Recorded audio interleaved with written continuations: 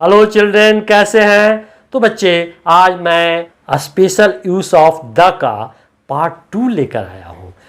पिछले वीडियो में हमने पार्ट 1 की चर्चा की थी। बच्चे इसको आई बटन पर क्लिक करके देख सकते हैं।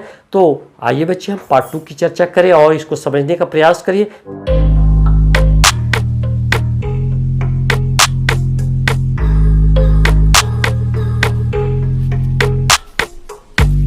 तो बच्चे आइए, हम 5 तक तो आप अच्छी तरह समझ गए हैं। अब हम 6th के चर्चा करने जा रहे हैं। तो एनर्जेटिक बन जाइए, ध्यान लगाइए और खेल खेल में सब कुछ हो जाएगा। तो आइए, 6th कंसेप्ट क्या है? तो the is used before the names of newspaper, यानी द का प्रयोग न्यूज़पेपर के समाचार पत्र के नाम के पहले किया जाता है। तो आइए बच्चे, इसको हम उदाहरण से देखते हैं। इंडियन नेशन, ये न्यूज़पेपर का नाम है, तो इसके पहले द देना ही होगा। इंडियन एक्सप्रेस, ये भी न्यूज़पेपर है, इसके पहले भी हम द देंगे। हिंदुस्तान टाइम्स, ये भी न्यूज़पेपर है, तो इसके पहले हम द देंगे। दैनिक जागरण, ये भी न्यूज़पेपर है, इसलिए हम द अवश्य देंगे। तो बच्चे, इसको आप समझ गए होंगे, किसी तरह की दिक्कत नहीं होनी चाहिए। अब आपसे आग्रह होगा कि इसको नोट कर लीजिए। तो बच्चे, आई वांट टू रब, बच्चे आप 6th कंसेप्ट को अच्छी तरह आप समझ गए होंगे। आइए हम 7th कंसेप्ट की चर्चा करें। तो 7th कंसेप्ट बड़ी ही आनंद तरीके से आप समझ पाएंगे, बड़ी ही इंटरेस्टिंग है। तो क्या है?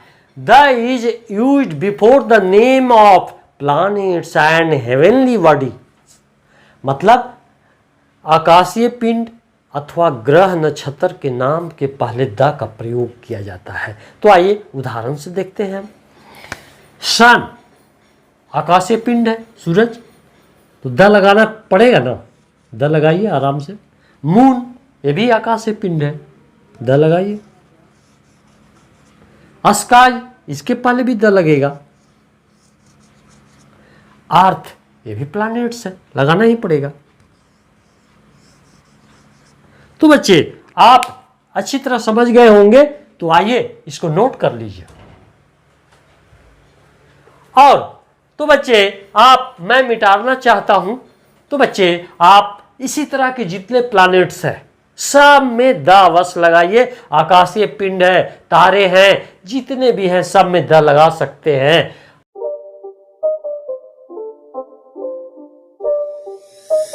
तो बच्चे, 7th कंसेप्ट के बाद हम 8वें कंसेप्ट यानी 8th कंसेप्ट की चर्चा करने जा रहे हैं।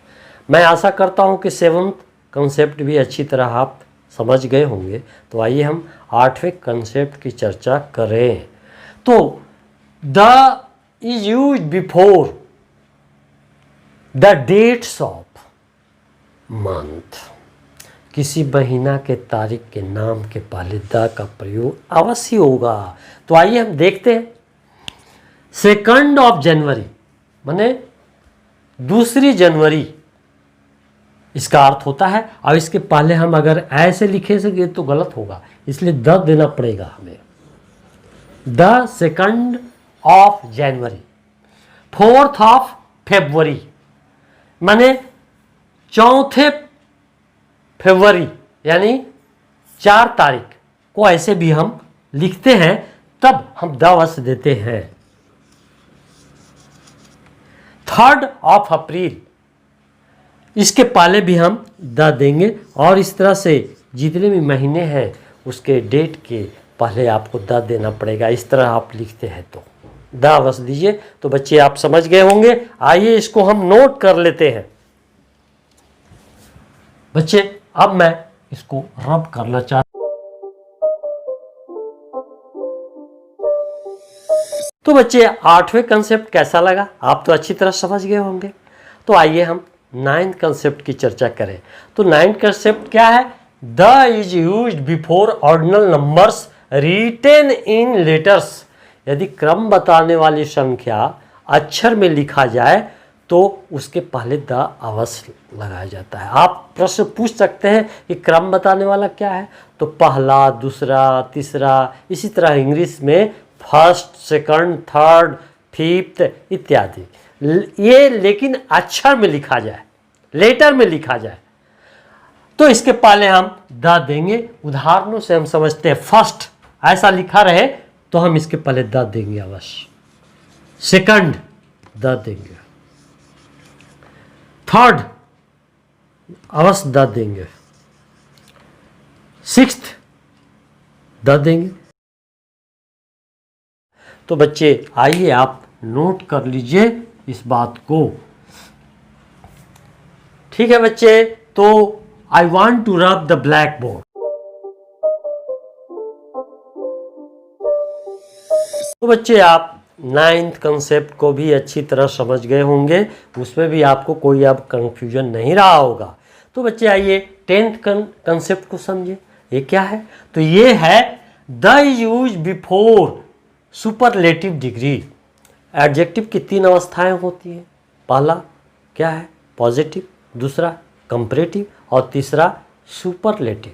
यदि एडजेक्टिव सुपरलेटिव डिग्री में हो तो उसके पहले द अवश्य लगेगा।